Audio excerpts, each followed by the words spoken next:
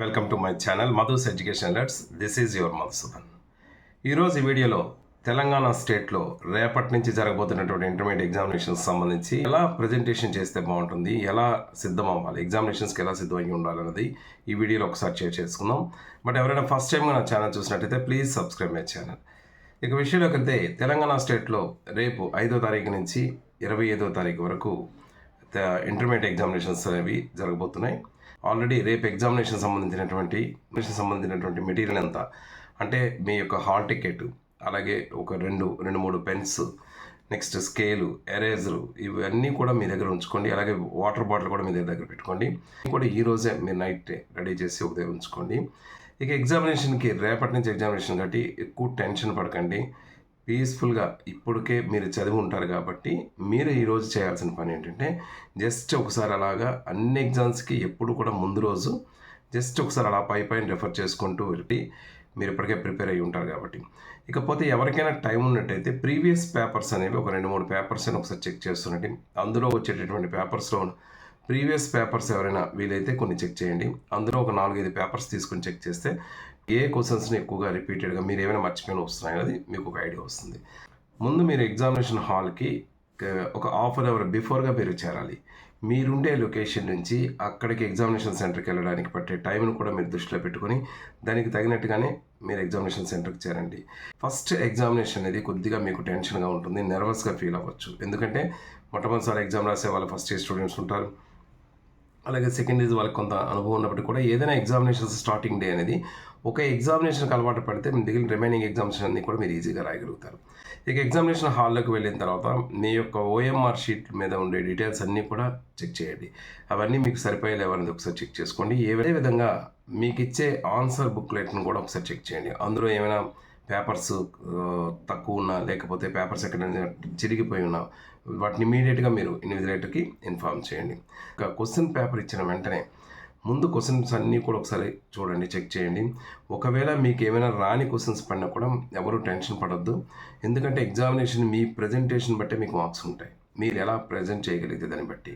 కాబట్టి ఇప్పుడు ఎలా ప్రజెంట్ చేయాలని ఒక్కసారి చూద్దాం. ఫస్ట్ మీరు చేయాల్సిన పని ఏంటంటే క్వశ్చన్ పేపర్ మొత్తం చూసిన తర్వాత మీకు ఏ క్వశ్చన్స్ అయితే మీకు బాగా వచ్చో, ఏవైతే సాలిడ్గా నాకు ఈ మార్క్స్ పడతాయి అన్న నమ్మకం మీకు ఏ క్వశ్చన్స్ మీద ఉంటే ఆ క్వశ్చన్ నెంబర్ ఎంత ఉన్నా సరే, what ever it may be, అది సెకండ్ క్వశ్చన్ అవ్వచ్చు, 7th క్వశ్చన్ అవ్వచ్చు, 5th క్వశ్చన్ అవ్వచ్చు, ఏ క్వశ్చన్ అయినా దాంతోనే స్టార్ట్ చేయండి.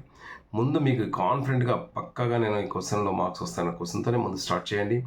అలా మీరు వచ్చిన క్వశ్చన్స్ని మీరు నీట్గా బాగా చదవగలిగి బాగా రాయగలనని నమ్మకం ఉన్నటువంటి క్వశ్చన్స్తోని ఒక 2-3 పేజెస్ అయినా ఫస్ట్ ఫిల్ చేయండి. ఇలా ఫిల్ చేయడం వల్ల మీ పేపర్ కరెక్షన్ చేసేటటువంటి వాళ్ళకి ఖచ్చితంగా ఈ స్టూడెంట్ బాగా చదవగలడు అన్న కాన్ఫిడెంట్ అనేది తనకి 2-3 పేజెస్లోనే వచ్చేస్తుంది. ఆటోమేటిక్గా అక్కడి నుంచి మీరు ఈజీగా మీ మార్క్స్ అనేవి కవర్ అవుతుంటాయి. ఇకపోతే సపోజ్ మీరు ఇలా రాసేటప్పుడు ఎక్కడైనా మీకు డయాగ్రామ్స్ కానీ టేబుల్స్ కానీ ఏమైనా అవసరమైతే వాటిని ఎక్కువగా ప్రజెంట్ చేయండి. అలాగే రైటింగ్ ఎవరికైనా ప్రాబ్లం ఉన్న వాళ్ళు వీలైనంత వరకు మొదటి కొన్ని పేజెస్ అయినా నీట్గా రైటింగ్ అనేది రాయండి. ఇకపోతే మీకు రాని క్వశ్చన్స్ కొన్ని ఉంటాయి. అటువంటి రాని క్వశ్చన్స్ని ఏం చేయాలి అంటే ఖచ్చితంగా ఆ క్వశ్చన్స్ని రాదు అని విడిచిపెట్టకుండా ఆ క్వశ్చన్ నెంబర్ వేసి వాటికి సంబంధించి రిలేటెడ్ కంటెంట్ ఎంతో కొంత కంటెంట్ కనీసం ఒక 2-3 వాక్యాలను రాసి మిగిలినంతా కూడా మీకు తెలిసినటువంటి ఏదో ఒక ఇన్ఫర్మేషన్ రాయండి. అంతేగాని రాని క్వశ్చన్ని విడిచిపెట్టడం కానీ, అలాగే ఏమైనా కొటేషన్స్ రాయడం కానీ, దయచేసి నాకు మార్కులు వేయండి అని కానీ, దేవుడు అన్న కామెంట్స్ కానీ కొటేషన్స్ కానీ ఏవి పెట్టకండి. అలా పెట్టినట్టయితే మీ పేపర్ని మాల్ ప్రాక్టీస్ కింద బుక్ చేసే అవకాశం ఉంటుంది. కాబట్టి అటువంటివి ఏమి వద్దు. సింపుల్గా మీరు అన్ని క్వశ్చన్స్ వచ్చినవి రాయండి. రాయని క్వశ్చన్కి రిలవెంట్ మ్యాటర్ ఎంతో కొంత రాయండి. రాస్తే మీకు ఖచ్చితంగా మీకు మార్క్స్ అనేవి మీకు వస్తాయి. క్వశ్చన్ దేని గురించి అడుగుతున్నాడో దాని గురించి చూసి దానికి సంబంధించి ఆ క్వశ్చన్లోని సెంటెన్స్తోనే ఒకటి రెండు వాక్యాలు తయారు చేసి రాయండి. దాని మీద మిగిలిన మ్యాటర్ అంతా మామూలుగా రాస్తే మీరు ఆల్రెడీ మొదటంతా కూడా ఒక 3-4 పేజెస్ బాగా రాశారు కాబట్టి అక్కడి నుంచి మీరు రాసే మ్యాటర్కి మీకు మార్క్స్ అనేవి కొంత పడుతూనే ఉంటాయి. సో ఎవరు టెన్షన్ పడాల్సిన పని లేదు. మీకు lot of time 3 hours time ఉంటుంది కాబట్టి కోర్సుకి తగినట్టుగా మీరు ప్లాన్ చేసుకుని ప్రిపేర్ అవ్వండి. తర్వాత క్వశ్చన్ నెంబర్స్ ఎక్కడ కూడా మర్చిపోవద్దు. క్వశ్చన్ నెంబర్స్ యాజ్ ఇట్ ఈస్గా మార్జిన్కి లెఫ్ట్ సైడ్ అనేది రాయండి. ఆ క్వశ్చన్ నెంబర్స్ ఒక ఆర్డర్లోనే రాయాలండి. ఇది మీకు ఏ క్వశ్చన్స్ బాగా వస్తే ఆ క్వశ్చన్స్తో స్టార్ట్ చేసుకొని రాయండి. ఇక లాస్ట్ హాఫ్ అన్ అవర్ ముందు మొత్తం పేపర్ అంతా కూడా మీరు లాస్ట్ వరకు ఒకసారి చెక్ చేసుకోండి, ఎక్కడైనా విడిచిపెట్టేసారేమో అని. అలాగే ఎక్కడైనా వైట్ పేజెస్ కానీ బ్లాంక్ పేజెస్ మీరు తర్వాత రాద్దామని విడిచిపెట్టినవి ఏమైనా ఉంటే వాటిలో మీకు టైం ఉంటే ఏదో ఒక మ్యాటర్ అనేది రాయడానికి ట్రై చేయండి. ఒకవేళ ఏది లేదు అనుకున్నప్పుడు దాన్ని క్రాస్ చేసేయండి. ఒక క్రాస్ చేసేసి కిందన పీటీఓ అని రాయండి, ప్లీజ్ టర్న్ ఓవర్ అని. అంటే నెక్స్ట్ పేజీలో ఇంకా కంటిన్యూషన్ ఉందని. పేపర్లో ఎక్కడ కూడా కొట్టివేత లేకుండా గజిబిజి లేకుండా నీట్గా మీరు ప్రజెంట్ చేయగలిగితే మీరు ఎక్స్పెక్ట్ చేసిన దానికన్నా ఎక్కువ మార్కులు మీకు వస్తాయి. కాబట్టి ఎవరు టెన్షన్ అవ్వద్దు. ఎక్కువగా హెల్త్ని కూడా చూసుకోండి. చాలా జాగ్రత్తగా మీ హెల్త్ పట్ల కూడా దృష్టి పెట్టండి.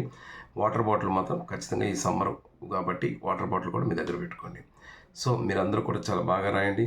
రేపు మీరు ఎగ్జామ్ అయిన వెంటనే ఎలా రాశారనేది కామెంట్ బాక్స్లో షేర్ చేయండి. Wish you all the best of luck. Thank you so much for your cooperation. This is your Madhusudan.